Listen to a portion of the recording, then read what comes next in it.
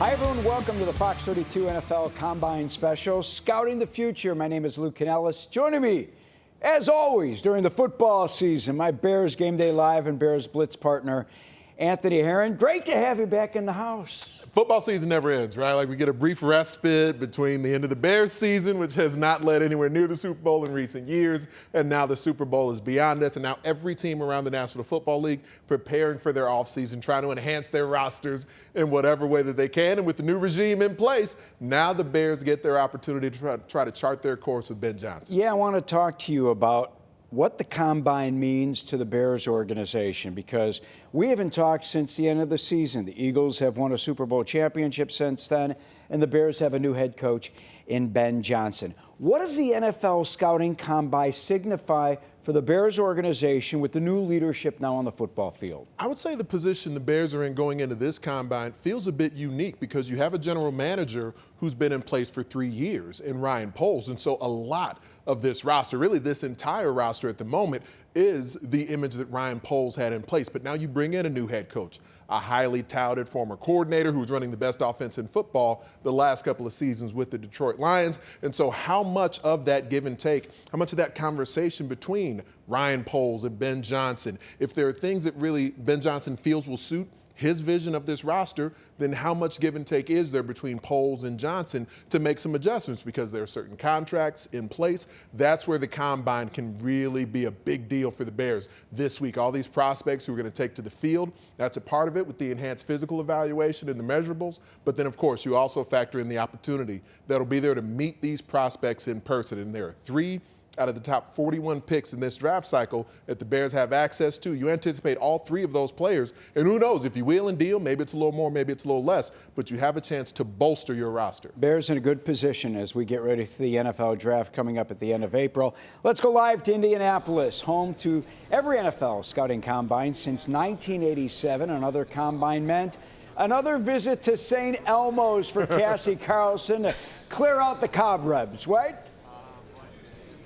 Exactly, and I think we might be going back tonight. That's like a tradition that you have to do every time you're in Indianapolis, is book that reservation early to St. Elmo's. I will tell you who I saw walking through the restaurant: Jim Nantz and Tony Dungy. And I would imagine that Tony Dungy eats for free at St. Elmo's when he does go there. So That's just kind of the scene that you have when you're in Indianapolis, because this is essentially a convention for every single person involved in the NFL. You can see kind of Radio Row behind me right now with all the different media setups from the different markets around the country. Behind the curtains is the podium and podiums where all of the coaches will talk, and then as well as the prospects that go through here. And right now they're going through their media car wash, as we like to call them. And we'll be talking to Ben Johnson in about a half hour, so that'll be exciting as well. So yeah, it's just the place where everyone's roaming around. You can kind of feel the buzz that a new season is starting.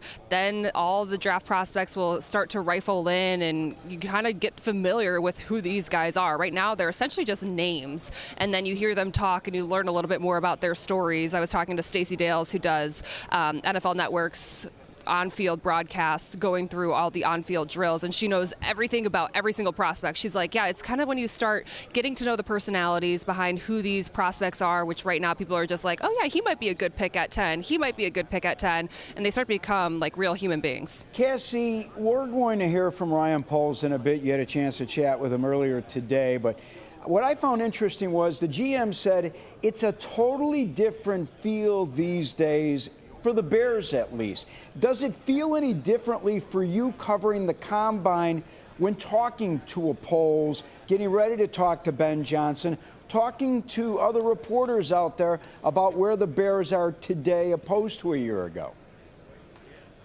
Well, a year ago, we were all reading into what Ryan Poles was saying about Justin Fields, and because Justin Fields was still on the roster at that time, and the potential of trading him and then sticking, obviously, with that #1 overall pick. And everyone knew at that point they were going to draft Caleb Williams. And I remember when Caleb Williams walked up to the podium talking to the national media for the first time. He hadn't been heard from since his end of college career in November. And he said, "Good morning." And it was like, oh, the narrative around him flipped right away. But the conversation the past 2 years has been all about the Bears. just because they held on to those coveted #1 overall picks, traded it 2 years ago. So we were talking about the meetings behind closed doors with teams approaching Ryan Poles, asking what it would take for them to move up into the draft in that #1 slot. This year it seems much more mellow, but also more about Ben Johnson and what kind of role he is going to have in picking the personnel. We know that he is going to run this offense. We know he wanted to coach the Chicago Bears, and he said they are in win now mode if they choose to be, depending on how hard they work, and he likes the pieces already on this roster. So I think it's learning how much say he will have in free agency and the pieces that they'll be able to add with the $79 million cap space that they already have, and then also in the draft with having 4 picks in the top 75. So I think that's what everyone is trying to get clued in on right now. But I would say Ryan Poles didn't say a whole lot when he talked to the media today, just that there's going to be a collaborative effort like there is every year. The only one thing that I thought he hinted at was when talking about the defensive line, because it's a strong draft class on both offense and defensive lines. And he said you need to have a strong defensive tackle to create pressure up the middle in order for your edge rushers to be successful. So I thought that was the only tidbit that maybe he hinted at something in a direction they might be thinking. But he also noted, free agency falls first, then the draft, and they're still working on setting up their draft board right now. You mentioned, Cass, the opportunity you guys had last year. It was the first time a lot of folks got to look at Caleb Williams in person, hear from him in person, and it seemed like not only did he win over the Bears in Indianapolis, but a lot of the collective media who had an opportunity to, see him on the hoof and interact with him in person. So now we know the Bears aren't taking a quarterback this season, but because not only the number 10 pick, other picks in round number 2, are there players, are there positions then that you'll have your eye on as you're there all throughout the week, just trying to get a sense for where the Bears may go with their early draft picks? Well, I think we're all looking at the offensive linemen because I think people believe that they will address that in free agency, whether that's one position, whether it's 2, and then just knowing that there's going to be some options available for them with that 10th overall pick, and maybe someone falls even to be available at 10. I think that's one position. I think, the defensive tackles are a position because we haven't seen the production consistently from Gervon Dexter, and then also an edge rusher to play opposite of Montez Sweat. All those positions are a possibility. And then I think you might be able to speak to this a little bit more. The running back position group is something that's of intrigue because of the history of Ben Johnson and what he was able to do in Detroit with the tandem of Jahmyr Gibbs and David Montgomery. And we also know that when they drafted Jahmyr Gibbs, they were criticized highly for taking a running back in the first round. And then they have the last laugh when you're able to see Jahmyr Gibbs, take the majority of the carries when David Montgomery is hurt late in the season and still be successful in the run game, which allows them to do so much more with their offense. And then you think of what that could be a possibility in Chicago with a quarterback that has a higher ceiling than Jared Goff. And if he can tap into that a little bit more, maybe a running back is something they are looking at in round 3. So I think those are all the position groups that are of interest here. I know people are wondering if there's going to be a tight end that they're going to want to take because of Sam Laporta's role in Detroit. We know the offenses are going to be similar, but I think you're kind of drawing from things that Ben Johnson used with the tools he had to see if he wants to bring any of that personnel into Chicago. Cassie, what I'd like to do right here is I want to hear from Ryan Poles, who, as you mentioned, had a chance to chat with the Chicago media earlier today. We talked about this a lot within the search, having a clear vision of what every single position needs to have. Now, it's never going to be perfect. You can't have like a prototype at every single position, but as a front office, we want to be as close as possible with that. So his ability to really give a clear vision of what he wants and needs to be successful has been really, really good. And you can just tell the high football IQ is on a totally different level than what I've seen and been a part of before. We've had good conversations about this past year, but at the end of the day, that's going to be Ben's expertise. So let him do his thing and build a relationship, build trust, and coach him up. Some things, in the development of a young quarterback that you got to have, and I know that he's going to hit that first, and really to help him be the best professional football player he could possibly be. But I love the excitement from both Ben and from Caleb. I know he's eager to get started and work with Ben and get his career going in year 2. All right, Ryan Poles' 3-year record as Bears GM, not good. 14-36, set the Bears record for consecutive losses, finished last in the NFC North all 3 seasons he's been GM. He still kept his job and was allowed, Cassie, to hire Ben Johnson, the top coaching candidate out there, at $13 million a season. Do you think Johnson will have more of a say in player personnel than Matt Eberflus did? I think that's the question that we are all wondering. I would assume yes, because we had heard that Ben Johnson wanted to go to a place where he would have a say in personnel. I would also assume yes, just because of his background in having a top 3 offense the last 3 seasons, that he would be able to bring in some personnel that would complement his quarterback that he is going to be calling plays for and wanting to see the game through the same lens and all of that. So I would assume, especially on the offensive side of the ball, he is going to have say on what direction they want to go. They're constantly in different meetings. They are talking about what the prototype they want at each position. And then I think he's going to lean heavily on Dennis Allen for the defensive side, on his expertise, being a former head coach, being a well-respected defensive coordinator, on what pieces he wants. And he talked about not only, we know the Bears need another pass rusher. They need more pressure on the quarterback, but he talked about rushing coverage working together and having those lockdown corners to perform at a high level too consistently. So I think on the offensive side of the ball for sure, and I think he's going to lean heavily on Dennis Allen on the defensive side of the ball. All right, Cassie, stand by, because I wanted to ask Anthony before we wrap up this first segment. When Poles says that Ben Johnson's IQ is on a totally different level, what's he saying? Because he actually said that it's on a level that it's something that he's never been part of throughout his career. This guy was part of a Kansas City Chiefs organization that had arguably one of the greatest offensive minds in Andy Reid. Matt Eberflus, say what you want, pretty good defensive mind. Yeah. What do you think he is saying when he's talking about Ben Johnson in such high regard? Well, I'm wondering if that lens that he's viewing that through is specific to his time here in Chicago, because he certainly phrased it in a very macro sort of way. And I'd have a hard time believing that just in a couple of months of knowing Ben Johnson that he already views him in a similar regard or even beyond where he does with Andy Reid. But at the same time, when you hire a new coach, to be this impressed, you understand why Ryan Poles is willing to sort of communicate that to the public, because there's so much excitement, there's so much anticipation for what this Bears team can be, what this Bears offense can be if Ben Johnson can tap into getting the best out of Caleb Williams. So it's big praise. Yeah, I think we view it in the context of a new relationship and the excitement that Ryan Poles knows we all have. All right, Cassie Carlson again is live in Indy. We'll get back to her in a second. We need to take our first break. Bears cut loose DeMarcus Walker last week, so will they get help through the draft or free agency on that defensive line? And what are the chances the Bears make a deal for Myles Garrett or Khalil Mack? Am I dreaming, my partner over here? We will discuss next on Fox 32's Scouting for the Future.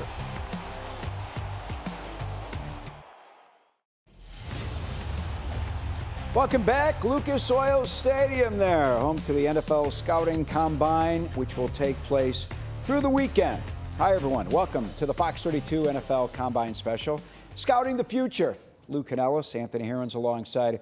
We are at our Fox 32 studios. Before I bring back Cassie Carlson, who's going to join us live from the Scouting Combine, you were part of the Combine back in 2001, not to age my Way friend back over when, here. yeah, many moons ago. But I want you to take me to the Combine as a player. When sizing up a player, looking at his college film, going through the interview process, tell me where the workout actually fits when you scrutinize and appraise a player. When I was in the Combine in 01, it wasn't a TV product yet. That didn't even happen until a few seasons later when the NFL Network began to broadcast this nationally for everyone to see. And so we see that part of it on television now, but it's really a full week of activity. Certainly it's several days of activities where you're getting, a lot of times, this is the first opportunity that teams will have to meet these prospects in person, and especially because you've had folks in the player personnel office with your given team who've been evaluating the film. Perhaps they've had these chances to meet the players on campus. But now it's the first opportunity that Ben Johnson and this new Bears staff will have where they've been evaluating the film of the players for a few weeks at this point, and now they'll get that chance to see these prospects in person, go through interviews with them. And that's where when you get a chance to make an impression with a team, in person, that's where you can go from someone who the film is nice or the measurables are impressive to now being someone that they can picture in their organization. And that's one of the underappreciated aspects of the NFL Combine, to be in person with these players, because sure, the guys who are going to be drafted towards the top of the order somewhere, they'll get flown out for private workouts and get those in-person opportunities one-on-one. There are hundreds of players in Indianapolis right now that aren't going to get flown out to a facility for a team. So to take advantage of this, the in-person interviews, the written exams, the verbal interview exams, and then, of course, the physical toll that it takes by the end of the week, because you're all stressed out, you're sleep deprived, and then you get out there on the field at the end of the week. You've done your bench press, your Cybex test for the legs, and then you go out there. You're running, you're catching passes, you're jumping, you're doing everything, trying to let them know that what they see on film that they may like has an athleticism and a size and weight associated with what should lead to NFL success. All right, I want to bring back Cassie Carlson. Cassie's live at the Combine in Indy. Cassie, Bears cut tight end Gerald Everett and defensive end DeMarcus Walker last week. Why, after talking to Ryan Poles, what did he say? Why didn't they fit into the new look Bears? Yeah, what he had to say to those two getting cut was more so that they just didn't fit in with the new scheme, with the new coaches coming in, and I don't think the production was there with either player either. Mind you, Gerald Everett was someone who had a history playing with Shane Waldron in Seattle, so that's kind of why he came to Chicago, and forget how many catches he had. Was it 7 or 8? And he had like 15 penalty yards, so he didn't really amount to much. And then we always give the reference to DeMarcus Walker at his camp last summer, calling out himself having double-digit sacks this season. He finished with, I think, 3.5. So I don't think the production was there. I think that especially with it being a strong draft class on both the defensive line and the offensive line, but defensive line specifically, they feel like they can make a change and an addition through that, or maybe even free agency with some of the big edge rushers that are going to be on the market or available through trade. And then I think with the tight end position, they have Cole Kmet under contract after he signed that extension, but who else can they bring in as a tight end to be a pass catcher for Caleb Williams and kind of that safety net for him underneath for some of those dump-off passes? I would love to see Cole Kmet more involved in that, or another tight end it's just a natural fit for him to line up and be more of a receiver.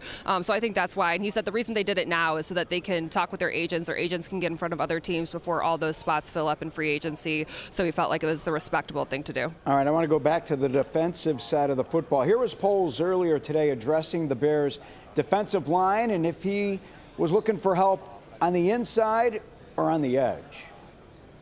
I would say it's been consistent. You really need interior, someone to really puncture the pocket from the interior for the exterior to be successful and productive as well. So it's that balance of the two. It's a big puzzle. Free agency comes first. There's a lot of unknowns in the draft in terms of who's going to be there for you.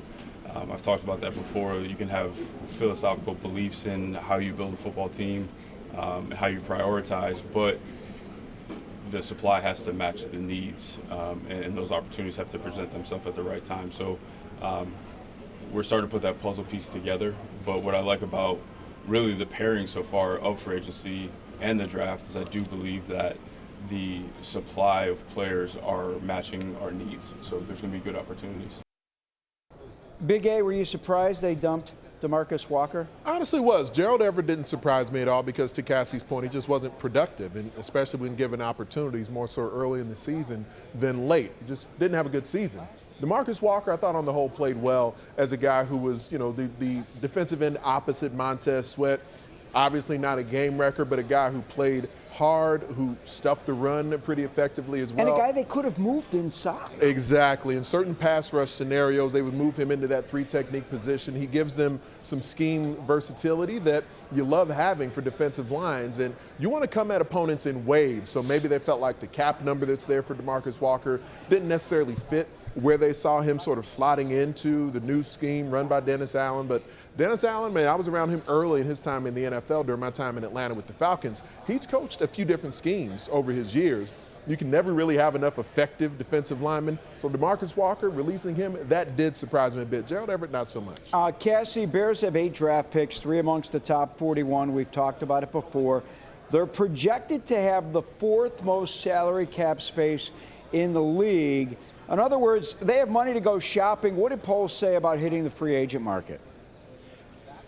Well, that the supply is in line with their demands. And he was asked specifically about Trey Smith, which is the biggest name in this free agent class, the right guard out of Kansas City. He didn't want to talk about him. He said he only talks about players that are on his current roster, but did say he was proud to be part of that draft process back when he was drafted to Kansas City.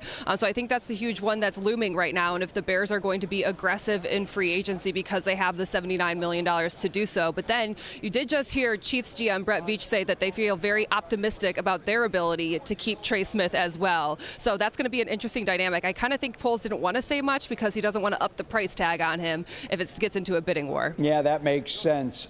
Getting back to the defensive side of the football, I know there's been some scuttlebutt out there about a potential Myles Garrett trade market. I think the Bears would be fools to give up the draft capital that it would take to get a Myles Garrett. Khalil Mack, on the other hand, 34 years old, but if he can still give you 6 to 8 sacks and you can get him at a good deal, I'm not sure that's a bad move. Again, thinking of the depth, the Bears it'll benefit the Bears to have youth on the defensive line and production there, and you can try to continue to look for that in the draft. But Khalil Mack getting into his mid-30s, still a productive pass rusher. If the number is right, I could see that potential. Myles Garrett ain't happening. Khalil Mack for the right number, perhaps, but he's a guy who's still been productive into his 30s here. So I think his number is going to be, probably a bit bigger than the Bears are hoping for. All right, we need to take a break. Coming up, does Ryan Poles see Braxton Jones keeping his starting spot at left tackle? And what are the chances the Bears trade up to take Penn State's Abdul Carter? We will discuss next.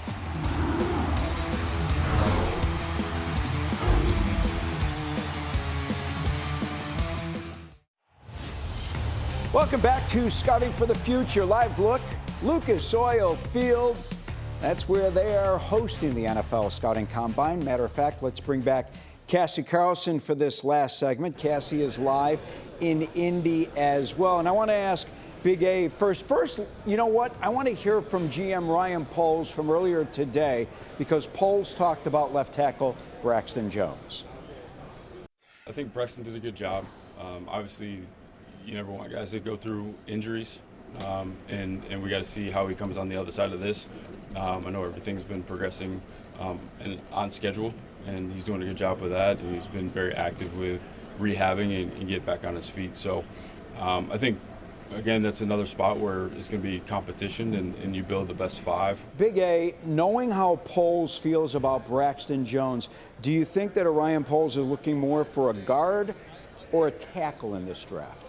My anticipation going in, because of the way that some of the top offensive tackles in this draft cycle are being evaluated right now, that you have a chance to get a high-level tackle here with the number 1 pick or with your number 10 pick in the first round. Then from there, you can maybe go veteran on the interior of your offensive line. And I personally haven't even ruled out the idea that Coleman Shelton could return as the center again for this coming season. So on the interior, you got some veteran options, but I think on the edge, go ahead and at least view it as depth. Because even if Braxton Jones is back next season, you can't count on him from game 1.